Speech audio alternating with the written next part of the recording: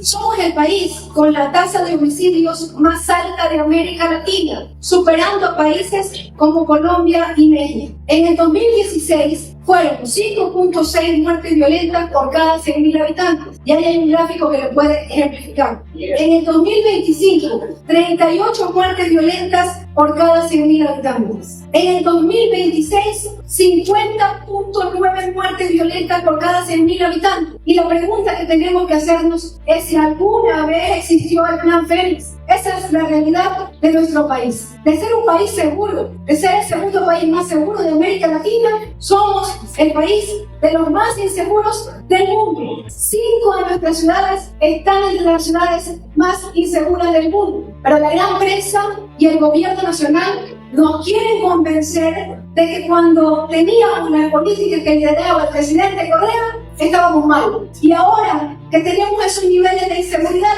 resulta que según ellos estamos bien. ¡Qué contrasentido! Siguiente lámina de cómo está el país. Crisis energética. Total abandono del sistema eléctrico. El sistema eléctrico de Ecuador atraviesa una situación de vulnerabilidad extrema y equilibrio precario. El sistema está al límite debido a picos históricos de demanda y niveles críticos en embalse. Las causas también, falta de inversión y mantenimiento, que nosotros desde la Asamblea Nacional lo denunciamos. Aumento de la demanda eléctrica. La población crece y obviamente la demanda crece. Incumplimiento, y es fundamental, del Plan Maestro de Electricidad. La devolución ciudadana del Plan Maestro de Electricidad para que los gobiernos posteriores lo cumplan. El gobierno de Moreno, el gobierno de Lazo y el gobierno de Noboa desatendieron, no hicieron, no escucharon a los técnicos del sector y no cumplieron el Plan Maestro de Electricidad. Por supuesto, no podemos olvidarnos de los graves casos de corrupción, como el caso Progen, el caso ATF y el caso de las contrataciones de las barcazas. Y quiero profundizar este tema porque como ingeniera eléctrica y como una persona y una técnica que acompañé al vicepresidente Jorge Glass en todo lo que hizo la Revolución Ciudadana con respecto al sector eléctrico, es importante saber lo que pasó. Primero, abandono del Plan Maestro de Electricidad. No se han cumplido el plan de expansión del sector eléctrico, mientras la demanda de electricidad ha continuado creciendo en un promedio del 5% anual. Nula inversión pública y privada en nuevos proyectos de infraestructura de generación. No se ha instalado un solo megavatio, solamente las barcazas, ¿verdad? Las barcazas que se contrataron de manera opaca desde el 2017. Nula inversión para el mantenimiento del parque termoeléctrico existente. Pero luego vamos a regresar sobre el tema de los apagones, porque es algo que en este momento tenemos que comentarlo, tenemos que informarlo con lo que estamos viviendo. Crisis social. La siguiente lámina, por favor. Ecuador alcanzó niveles históricos en recepción de remesas. En el 2025 cerró con 7.729 millones en remesas, la cifra más alta registrada desde la dolarización. Y esto es gravísimo, porque quiere decir que ha habido un éxodo de ecuatorianos que han salido principalmente a Estados Unidos y que por supuesto son ellos los que están mandando y sosteniendo parte de la economía ecuatoriana. El país de origen, Estados Unidos, es el mayor emisor, concentrando cerca del 77% de los envíos. Nuestra gente está saliendo a Estados Unidos principalmente. Entre el 2019 e inicio del 2026, más de 57.000 ecuatorianos han sido deportados desde Estados Unidos. Pero aquí es importante mencionar cuál ha sido el rol del gobierno nacional. ¿Acaso el gobierno nacional está protegiendo a los migrantes ecuatorianos? Muy por el contrario, les ha dado la espalda. Ahí está, hemos puesto la lámina anterior, por favor, si pueden ponerla. Liam, el niño ecuatoriano detenido en la parte de arriba por el ICE, famoso en Estados Unidos. Nuestro niño ecuatoriano Liam logró salir en libertad, pero no por el gobierno de Noboa, no por la Cancillería de Ecuador, sino por los senadores estadounidenses. Gracias a ellos, Liam está libre, pero todavía el gobierno norteamericano lo sigue intentando deportar a Ecuador. Y en la segunda imagen, de la parte de abajo, está una foto que está siendo premiada en el mundo. Y es una madre ecuatoriana llorando desgarrada porque lo están separando de sus niños. Esa es la imagen del gobierno de Noboa. Desatención, olvido, pobreza, miseria. Nunca lo olvidemos. Siguiente pregunta. Ecuador enfrenta una crisis de seguridad alimentaria que afecta aproximadamente a 2.8 millones de personas, cerca del 15% de la población ecuatoriana en este 2026. El país se sitúa actualmente en la fase 3 de crisis del mapa del hambre de la ONU, un nivel de riesgo similar al de países como Gaza o Zimbabue. Nuestro país, tan productivo, imagínense, enfrenta una crisis de seguridad alimentaria. Y aquí tengo que mencionar al sector arrocero, que atraviesa una grave crisis de sostenibilidad. En el 2005 habían 420.000 hectáreas sembradas. Para el 2025 la cifra cayó solo a 260.000 hectáreas. ¿Qué está pasando con el sector arrocero? ¿Por qué pasamos de 420.000 hectáreas sembradas a 260.000 hectáreas sembradas? ¿Qué está pasando con el sector arrocero? Sencillamente hay un gobierno que no atiende a nuestro sector y que lo quiere quebrar, que quiere que los suelos que son utilizados para el sector arrocero pasen a ser utilizados para otras cosas, por ejemplo, al camarón, aparentemente más rentable, sin importarle justamente la crisis de seguridad alimentaria, porque todos saben que el arroz es el sustento de la comida de los ecuatorianos. Siguiente lámina. Aquí, las leyes aprobadas en el corto periodo de los 6 meses. Primero, la ley orgánica para impulsar la economía de las mujeres emprendedoras del Ecuador, que se aprobó como materia urgente económica. La ley orgánica de la primera infancia. La ley orgánica reformatoria a varias leyes respecto de la discriminación por edad en el sistema laboral. Y estos son para las personas mayores de 40 años que no encuentran trabajo. La ley orgánica reformatoria a la ley orgánica de transporte terrestre, tránsito y seguridad vial. Estas son leyes importantes que aprobamos en este periodo de 6 meses. Sin embargo, muchos de ustedes me preguntarán, ¿y la ejecución de estos proyectos de ley? Y yo les voy a decir, si no tenemos un gobierno que respete las leyes, estas leyes son letra muerta. Por eso es fundamental, cuando corresponda, conseguir el poder ejecutivo para servir al pueblo ecuatoriano, no para servirse a ellos, a sus empresas y a su gallado. Buenas leyes que no se implementan. ¿Qué proyecto de ley presentamos como Sofía King? Presentamos 2 proyectos de ley. El proyecto de ley orgánica reformatoria a varios cuerpos legales para reforzar el papel de los cuerpos de controles municipales y metropolitanos para la garantía de la seguridad ciudadana en los centros urbanos. Este proyecto de ley pretende, todavía lo están debatiendo en la Comisión de Gas, la debida coordinación entre los municipios y el gobierno central, que haya una capacitación al pueblo metropolitano en derechos humanos, para que no ocurra lo que a veces hemos visto con tristeza, un policía metropolitano llevándose la mercancía de nuestros hermanos comerciantes autónomos. Un fuerte componente en derechos humanos para tener el mejor cuerpo metropolitano del Ecuador. Un proyecto de ley que buscaba esa coordinación conjunta. Pero jamás nos imaginamos que en vez de aprobar ese proyecto de ley, el gobierno nacional se tomara por asalto Segura EP. Lo correcto, tener leyes que permitan una coordinación. Lo incorrecto, lo que ha hecho el gobierno nacional. Allanó Segura EP y se tomó las instalaciones que había construido el municipio de Guayaquil. El señor Aquiles Álvarez, quien había fortalecido toda la inversión que tenía que ver con cámaras, con seguridad, con patrulleros, hemos visto que ahora está en manos del gobierno y su nivel de gestión ha disminuido. Segundo, este proyecto de ley para la protección y defensa de personas consumidoras y usuarios. Un proyecto de ley ambicioso que se lo trabajó con la Defensoría del Pueblo, que extrañamente ha sido archivado. Un proyecto de ley que ponía paro a los abusos de las grandes empresas como las empresas celulares, que nos atan a contratos y que si tú no quieres dejar, te quieren cobrar todo el valor del contrato. Este proyecto de ley le decía basta a esos abusos pero en este gobierno ese proyecto de ley fue archivado. En los procesos de fiscalización, en particular he mencionado 3 procesos de fiscalización. Primero, defendimos como bancada de la Revolución Ciudadana que no se concesione el campo Sacha. El campo Sacha, conocido como la joya de la corona, es uno de los campos más productivos del país y el gobierno de Noboa lo quería entregar a empresas transnacionales petroleras, argumentando, vulnerando la ley y la Constitución. Entregar el campo Sacha iba a significar un perjuicio de $1.500 millones.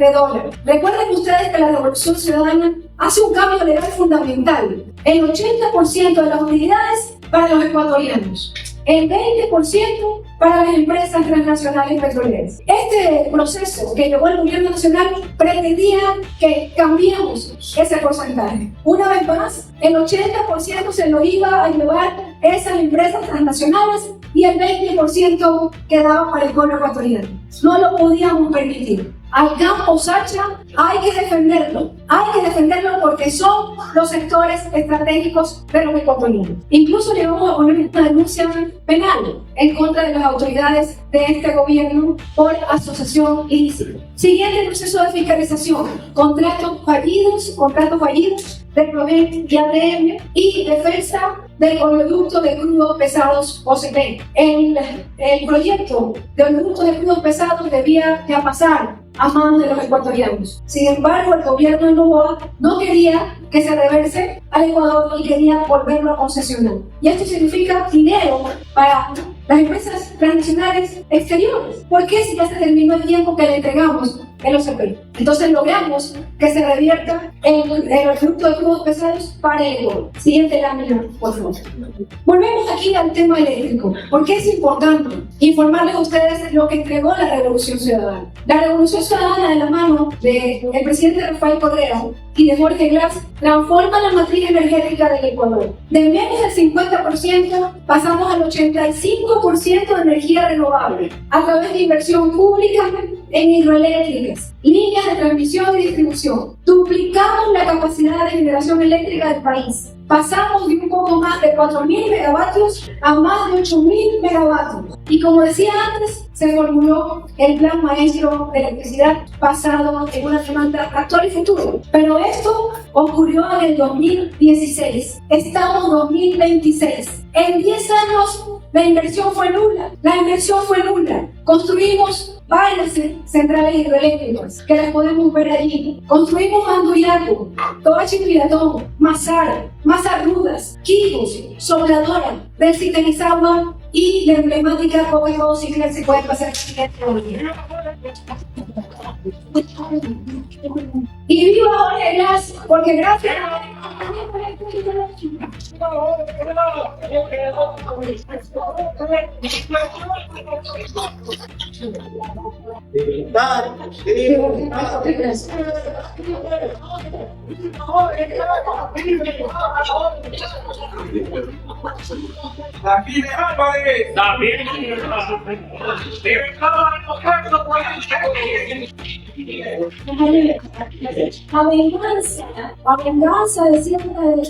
la venganza de cierta derecha, porque no han podido hacer un proyecto similar a estos, es tener a Jorge Glass preso.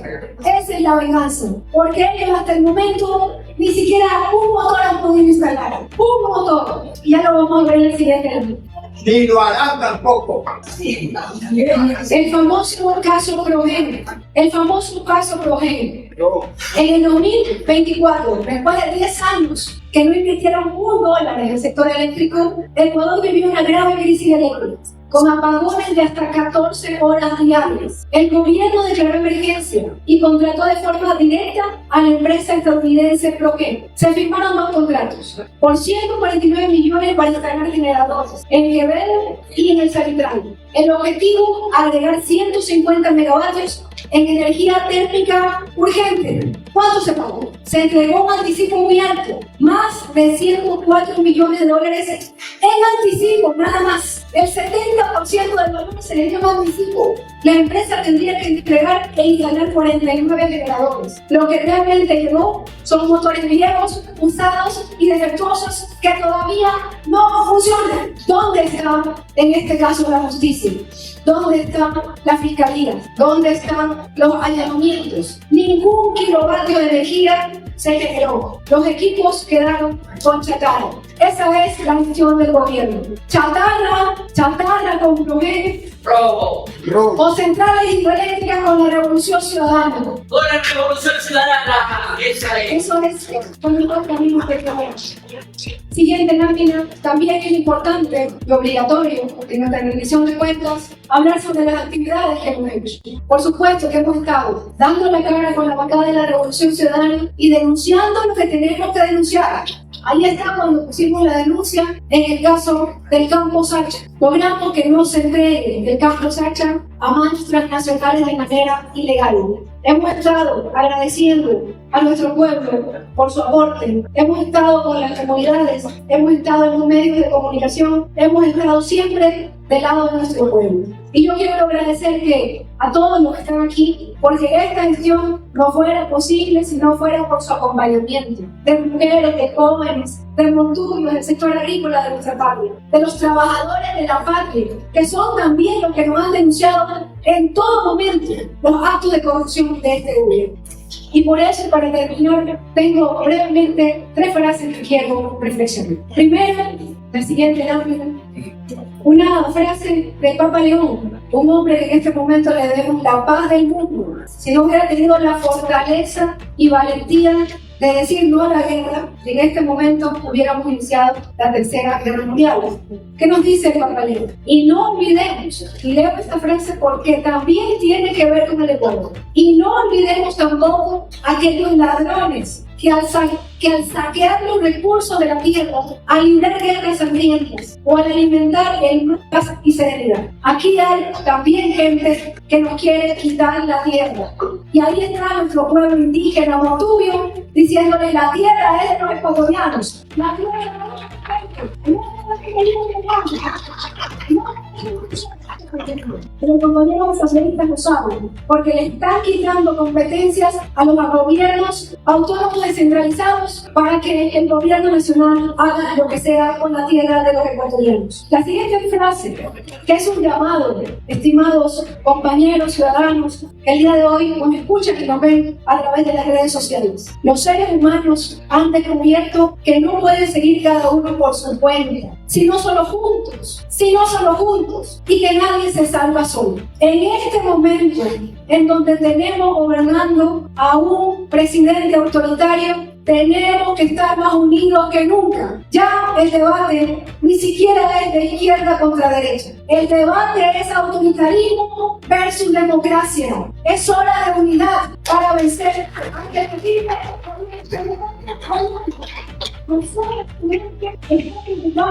por sus temas personales. Leía con tristeza cómo nuestros niños mueren en esta guerra que ha declarado el gobierno. Nuestros niños nunca murieron tanto como en esta época. No podemos seguir así. Escuchemos al Papa Francisco: nadie se salva solo. Necesitamos unidad para vencer la dictadura. Y luego, como decía nuestra compañera, presidenta del movimiento y expresidenta de la Asamblea Nacional, Gabriela Rivadeneira, nosotros, este movimiento que nos cobija, es profundamente alfarista. Y por eso, para terminar, siempre recuerdo esta frase: nada soy, nada valgo, nada pretendo, nada quiero para mí, todo para vosotros, que sois el pueblo que se ha hecho digno de ser libre, compañeros. Tenemos que ser libres.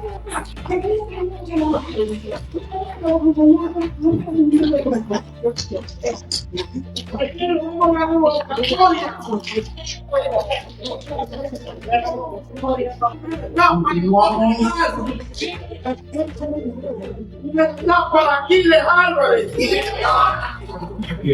¡Como la revocatoria! Luego de la participación en exposición de la ingeniera Sofía Espín, tenemos la participación de la asambleísta José Luis Matas, para quien le pedimos un fuerte aplauso. Buenas tardes a todos, a quienes me acompañan en la mesa directiva, en especial a tanta gente maravillosa que quienes hemos tenido la oportunidad de ser electos, hemos conocido a través de grandes procesos democráticos. Realmente lo que hace a la Revolución Ciudadana no solo son sus principios y valores, sino es su gente llena siempre de esperanza, su gente buena que siempre se levanta para luchar contra las injusticias. En un mundo donde todos, y en especial la gente de bien, queremos que sea un mejor mundo, pero que estamos tremendamente conscientes que para que ese mundo sea un mejor mundo es inevitable pelear. En el ejercicio del pensamiento nos preguntamos, ¿la democracia funciona? ¿La democracia sirve? La democracia realmente lleva a los mejores a las posiciones donde se van a tomar decisiones en representación de todos. El sistema de democracia que hoy conocemos tiene más de 2.500 años y fue creado por un líder, Clístenes, que en algún momento se preguntó cómo le quitamos el poder a los patricios, es decir, a aquellos que siempre, por el solo hecho de venir de clases privilegiadas, tenían la oportunidad de ser los que tomen la decisión y por lo tanto el destino para todos. Y en un acto de reflexión, o tal vez en un momento divino, al caminar reflexionando por una playa, observa piedras negras y piedras blancas. Y es allí donde toma la decisión de darle la piedra o el poder a un ciudadano. Y que la piedra blanca signifique sí, acepto, como cuando votamos en una asamblea nacional. Y que la piedra no signifique no estoy de acuerdo. Ese es el origen de todos los sistemas democráticos del mundo actual. Pero hay una realidad, queridos compañeros, en este acto de reflexión de hombres y mujeres valientes. Desde que inicia la Revolución Ciudadana, hemos tenido y han tenido la oportunidad de representarnos en distintos cargos de elección popular. Asambleístas, concejales, prefectos, alcaldes, en todos cargos. A la larga siempre pasamos la posta a otra generación y esperamos que esa generación esté a la altura del esfuerzo y el sacrificio de personalidades y líderes como las que hoy aquí me acompaña y a quien quiero honrar, porque vine para honrar de querida amiga Sofía Espíritu, por toda la lucha, por la trayectoria, desde las aulas universitarias y seguro por soñar desde su etapa colegial en un mejor país. Y cómo logró consolidar un proyecto también de mucha gente valiosa durante muchos años que nos acompañó también, querida Sofía. Muchos dirigentes, muchos compañeros a cuales queremos honrar también esta rendición de cuentas. Porque si bien es cierto, obtenemos el puesto, obtenemos la posición, pero lo obtenemos por ustedes, que son la razón de ser del proyecto. Quiero terminar con una anécdota y una reflexión. En algún momento en la Roma imperial más poderosa se eligió un triunvirato y todos quisieron simplemente sentarse en el poder y vivir de lo que el poder genera. A quien no quiere servir y solo servirse de los demás, la riqueza, los cargos, las posesiones. Pero uno dijo, hay que hacer grande a Roma. Y se puso como meta conquistar lo que hasta ese momento era inconquistable, las Galias. Las Galias es imposible, tal como hoy luchar contra la pobreza, el desempleo, la desnutrición crónica, la economía que no avanza, la falta de oportunidades para todos, la falta de medicinas en los hospitales, todo de lo que carece nuestro país y que no merecemos como país. Y ese hombre tomó la decisión y se embarcó en una cruzada de más de 5 años hasta que logró lo imposible, conquistó el imposible llamado las Galias. Pero cuando regresaba a Roma, los 2 senadores que estaban en el poder, viviendo del poder, le hicieron una advertencia. Si cruzas el Rubicón, lo declararemos como un acto de guerra y una traición a la República. En ese momento, con soldados valiosos, Julio César tuvo que tomar una decisión: quedarse allí o cruzar el Rubicón. Pero él venía peleando, tal como ustedes, peleando años por un mejor país. Y ese líder tomó esa decisión y dijo, cruzaremos el Rubicón. Si es necesario que haya guerra, habrá guerra por el bien del país. La historia fue clara. Cruzaron el Rubicón y el ejército romano que estaba en Roma no se atrevió a enfrentarse a Julio César. Se tomó el poder. Pero la anécdota de cruzar el Rubicón y de la famosa frase de Julio César, la suerte está echada, hoy se transmite en cada momento donde hay que tomar una decisión de valor. Se tiene miedo a la persecución, se tiene miedo a tantas cosas, pero la gran verdad es que si no se enfrenta el miedo, y no se dan nuevos liderazgos y buenos liderazgos, las cosas no cambian solas. Porque un líder no puede ni debe desentenderse de lo que sucede. Un líder tiene que tener como máxima el valor, un valor que debe ser superior al miedo. Porque yo pregunto, ¿qué vamos a dejar a nuestros hijos? ¿Seguiremos teniendo miedo de salir a la calle? ¿Seguiremos viviendo lo propio de que nuestros hijos se mueran en hospitales porque no hay medicina? Un sistema de educación que debe de mejorar y debe de reinventarse, porque el mundo habla de inteligencia artificial, el mundo habla de habilidades blandas, el mundo habla de inteligencia emocional. ¿Y dónde está nuestro país reinventando esos modelos? La inteligencia artificial es la gran revolución de estos tiempos. Y llega a los sistemas de salud, a los sistemas de justicia, a los sistemas de transporte, a los sistemas educativos. Mientras el mundo se prepara para esa revolución, nosotros tratamos de sobrevivir, pero no es lo que nos merecemos como pueblo. Esa visión en su momento del presidente Correa, porque tuve la oportunidad de acompañarnos como asesor en el 2009. Esa visión de transformar el país y que sea un país para todos, no para pocos. Es una visión que debe de cobijarnos a todos en un solo ideal. Hay que recuperar el país para la gente. ¡Vamos! Yo estoy aquí para honrar una vida valiosa. Te dio ejemplo de liderazgo, de constancia, de perseverancia y de valor. Pudo haber obtenido muchísimo más si traicionaba, pero nunca traicionó. Porque la gente de aquí no traiciona. Los honramos, todos los honramos. Muchas gracias. Luego de esta reflexión de nuestro asambleísta José Luis Majas, creo que es momento de que todos reaccionemos para recuperar la paz. A continuación vamos a abrir un espacio de diálogo y debate, de preguntas y respuestas que van a ser sostenidas por ustedes y absueltas por la ingeniera Sofía Espín. La economista Yesenia Sarmiento se encuentra en el salón recogiendo las inquietudes de los compañeros que van a participar en esta pregunta y respuestas. Llamamos al podio a la ingeniera Sofía Espín y le pedimos un fuerte aplauso a ella por mantener el estandarte de lucha, a que el moderado legado de la presión política mediática y jurídica, inclusive no se amilanó y defendió sobre todas las cosas a todos los ecuatorianos. Ingeniera Sofía Espín, para las preguntas que le van a realizar. Ya tenemos una pregunta del arquitecto Andrew Vera. Ya está el micrófono en la sala. Buenas tardes, estimada Sofía. Buenas tardes a todos, compañeros. Tengo una pregunta respecto al campo Sacha. ¿Por qué fue tan necesario defenderlo? ¿Actualmente aún existe riesgo de este recurso hídrico, de privatizarlo, tal vez del gobierno actual? Gracias. Muchas gracias por su pregunta y efectivamente hay posibilidades de que el gobierno del señor Noboa privatice y entregue a transnacionales petroleras al campo Sacha. El campo Sacha es un campo que tiene un costo muy bajo de extracción, aproximadamente $7 el barril de petróleo. Es un campo además que produce un crudo de buena calidad y el 50% sirve para refinarlo para la gasolina local. Entonces, por eso es que lo llaman la joya de la corona, porque es muy económico producirlo y es muy rentable. Entonces la pregunta es, ¿por qué tenemos que entregar un campo tan rentable a una empresa extranjera, transnacional, que se nos va a quedar con el 80% de la utilidad de crudo si en este momento tenemos el 100% de la utilidad para los ecuatorianos? Es claro, por supuesto, lo que argumentan ellos es que Petroecuador no es una empresa eficiente para manejarlo.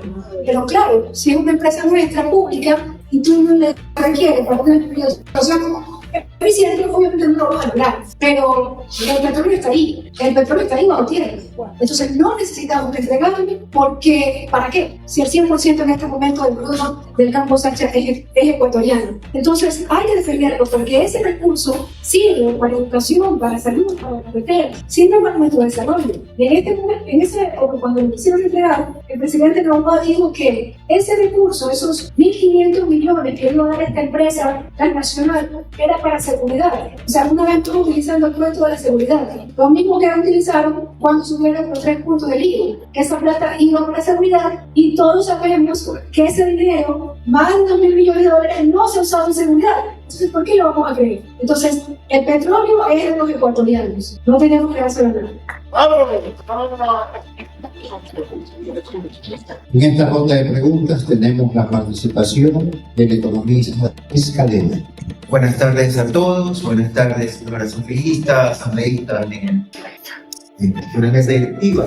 Una pregunta me saltó a partir de lo que usted mostraba hace un momento en las leyes que se aprobaron durante su periodo. Es decir, cómo la ciudadanía en este momento, cómo la ciudadanía, los asambleístas, pueden profundizar el proceso de fiscalización. Usted que fue miembro de la Comisión de Fiscalización, ¿cómo pueden fiscalizar? ¿Cómo se puede promover una fiscalización real y profunda sobre leyes que se han ido aprobando con el tiempo? Por ejemplo, la ley de las personas con discapacidad, que fue en su periodo anterior, la ley orgánica para el tránsito, que a su vez deriva en que muchas de las personas que son parte de los accidentes terminen con discapacidad. ¿Cómo hacer para que esas leyes realmente sean efectivas, realmente se implementen, realmente se hagan vida? Porque sin eso sigue siendo letra muerta. Hay que sacar a la dictadura. Hay que sacar a la dictadura. Un aplauso para la producción.